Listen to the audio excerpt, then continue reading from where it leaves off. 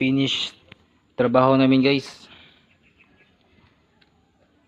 So yan na, nakapag piping na kami ng filter papunta doon sa bahay.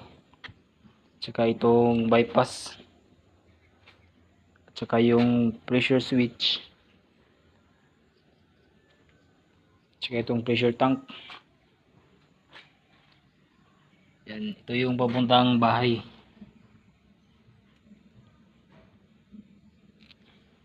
So bali dalawang tangke ito. So ginagamit namin na tubo 1 inch. Siyempre importante may check valve tayo dyan para hindi magbalik yung tubig.